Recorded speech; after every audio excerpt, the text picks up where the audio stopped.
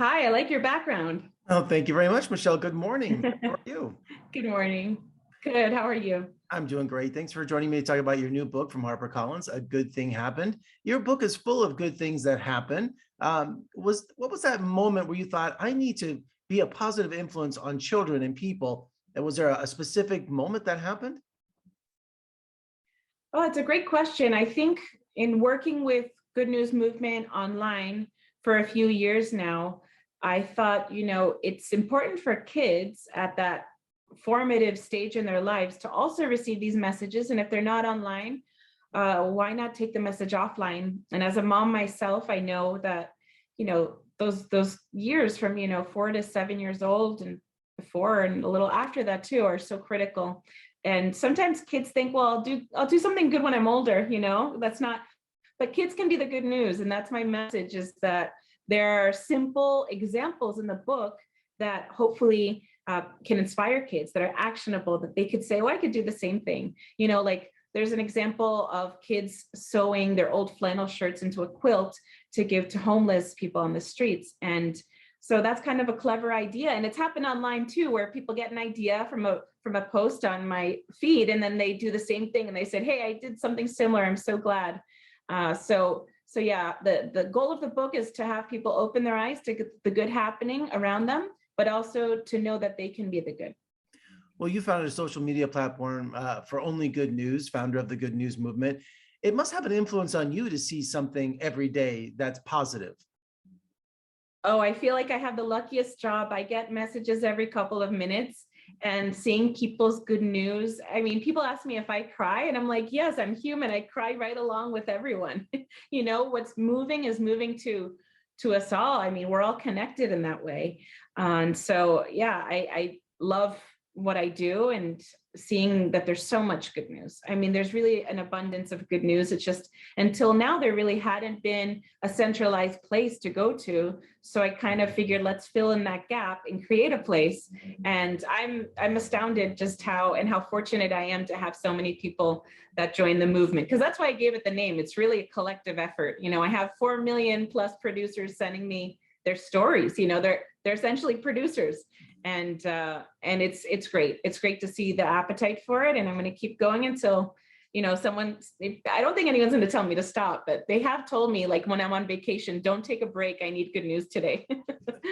Yeah, I think just seeing how people, even in the most dire of situations as a journalist, can overcome. I mean, I've been inside a prison a few times and reported on inmates, trying to get a second chance at life. And even in the most difficult situations, I've seen how adaptable and how human willpower to overcome can really push people to unbelievable lengths. So I think personally also, I'm the daughter of a Colombian immigrant who came here without really knowing the language, and she's been an inspiration to me personally. And I think that, we all have our story. We all have people, each person has their cross to bear, has their difficulties, but I really think no matter what, you can be the good news. And there's that power and strength within each person that just needs to be awakened.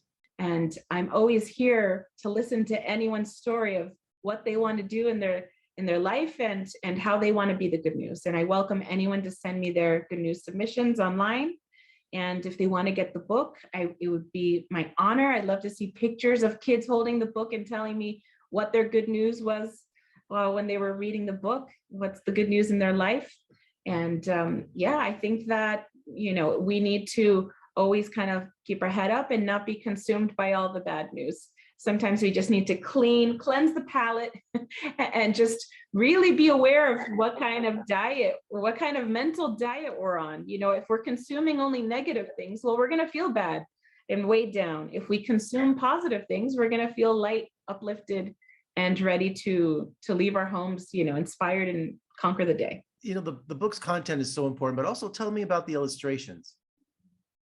Oh, I got a fantastic illustrator. And I really think that a good children's book is part the writer and the illustrator bringing those stories to life. And she actually created some ideas that I hadn't even thought of. So I feel like it was really kind of destined to be, to connect with her. And I mean, it's just, it's gorgeous. Not to, I know we don't have so much time, but just beautiful, beautiful illustrations all around. This is a man in Kenya who drives hours to bring water to wildlife during drought season, essentially saving animals.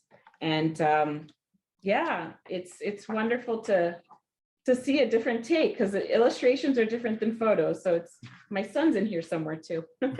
In Puerto Rico after Hurricane Maria, there were kids painting homes and planting trees and really helping, make their city beautiful again.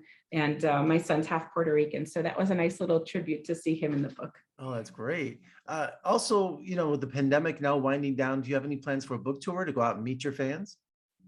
I hope so. I really love connecting in person, and anyone who wants me to read at their school, just DM me, because I really think the human contact is so essential. And I'm working remote too, so I'm all for it. I'm ready to get in my car and drive somewhere, especially after working remote for so long. Well, you told me so many people are messaging you with their stories. You have to have maybe a sequel, or there were so many that you couldn't put in this book. Yeah, I think that's the thing. The hardest part about this book was narrowing it down to a certain amount of stories and words. I could go on. There's just an infinite amount of stories. And so hopefully, these ones were kind of the more resonant, the more, the ones that perform the best on my platform. But I think, yeah, it could definitely be a series and go on and on. There's no lack of good news. I'll guarantee you that, as someone who works just on good news, is that I'm never wondering what to post. There's always good news. Well, Michelle, I watch so much CNN, MSNBC, Fox. I mean, I need a break. So this is what a great oasis of all the terrible things that happen in the world every day, because when they do positive stories, they're the last 2 minutes of a newscast and nobody sees those, right? They're almost like public service announcements. They're on at 4 a.m. that no one sees these wonderful, things. So, well, it's funny, they call them the kicker because they're the ones that are going to be kicked out of the newscast if needed. So there's always that kicker. And I never even knew what that meant until recently. Someone told me that's why they call them kicker. I said, oh, well, they can't be kickers. We need to give them like a permanent spot. And that's what I'm here to do. There should be a good story every 15 minutes to give people a break, something like Totally. Well, congratulations. A good thing happened from HarperCollins. Michelle, thank you so much for joining me today.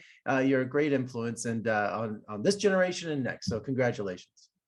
You're very kind. I hope you find a lot of good news today, and everyone tuning in as well. Thank you so much. Good luck with the book. Thank you.